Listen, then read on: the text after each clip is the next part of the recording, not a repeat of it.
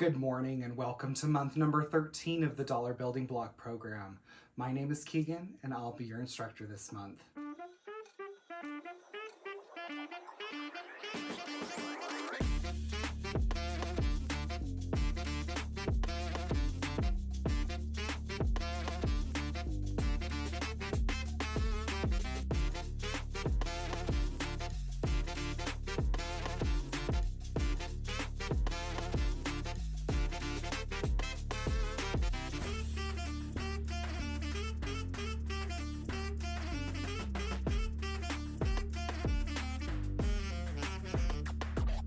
This month, we are working on a fabulous play on a log cabin that I've called Lincoln Logs.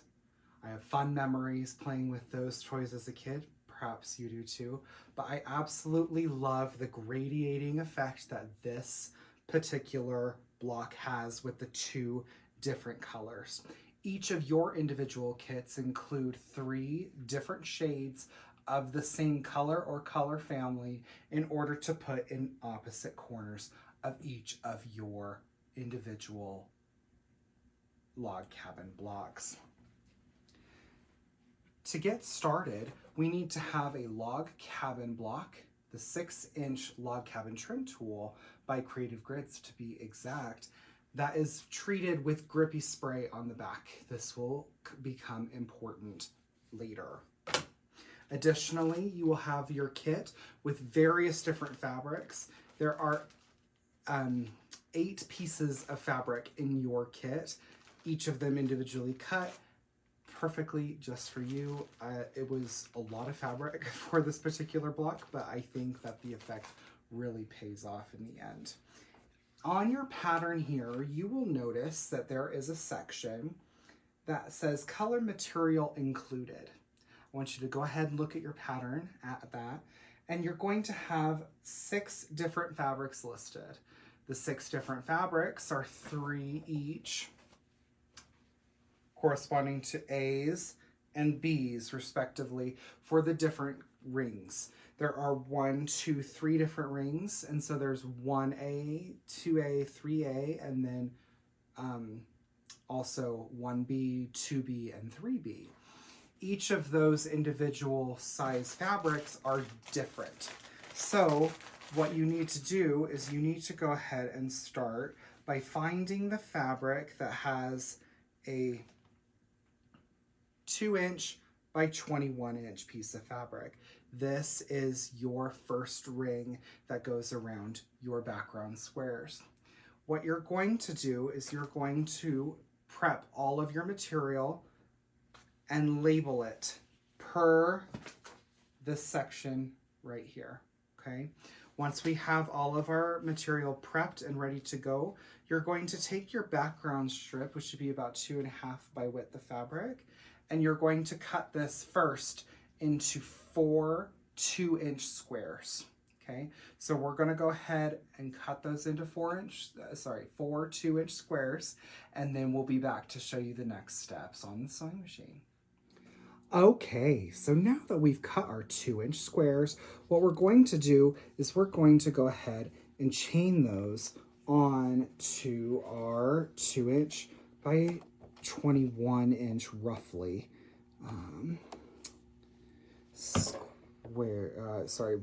strip right here. We're going to be using our scant 1/4-inch seam. We're going to leave about 1/4 inch in between where we stop one and start the other. The chaining, you'll read this in the pattern, but chaining each of the individual sections will greatly reduce the time that you're going to need to spend cutting, but also sewing, so like going back and forth between the two. So that will help you quite a bit, especially if you have multiple blocks. So there's a nice tip for you. Okay, once we've done that,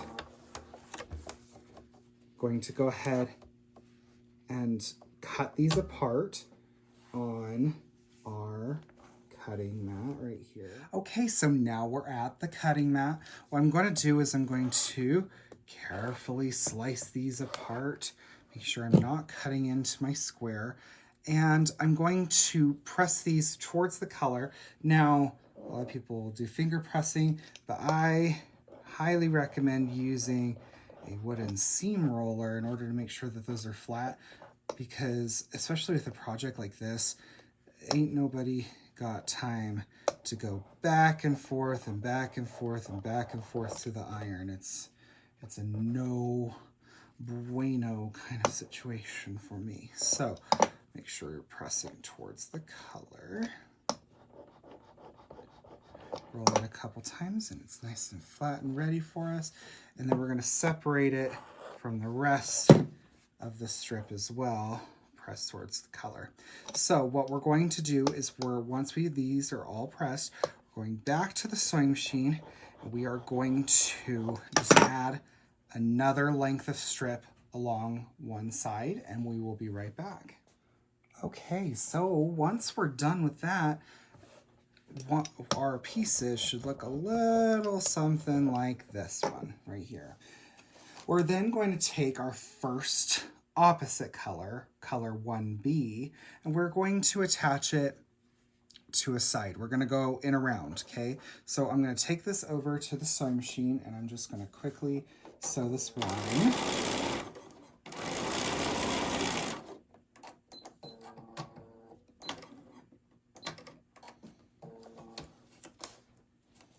Okay, so I'm going to cut off that excess.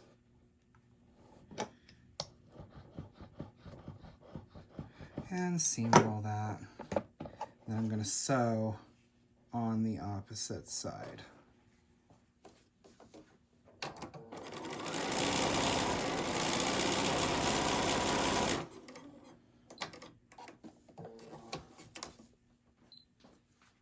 Okay, once we have that, I'm going to cut off this excess and we're going to use our handy dandy log cabin trimming tool to be able to square up our block.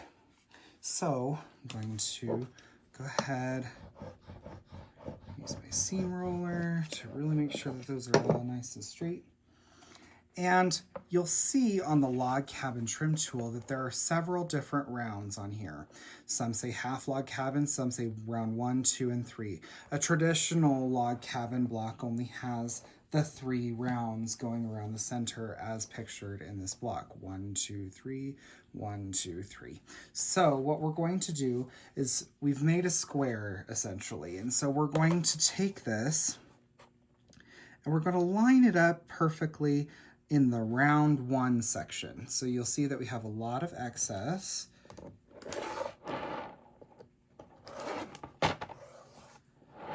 And we've cut along one side. Now we want to do that on the opposite side. It doesn't really matter if you cut all the yellow at once and then all the pink at once in this case of this block, or all one color and then all the next one.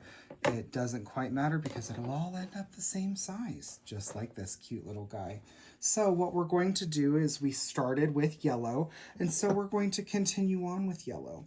The next color in our section is going to be this beautiful little guy, and so we're going to take him and we are going to attach along the shortest side that we started with. So this is considered the bottom because that's the shortest side. And so we're going to sew this along the bottom.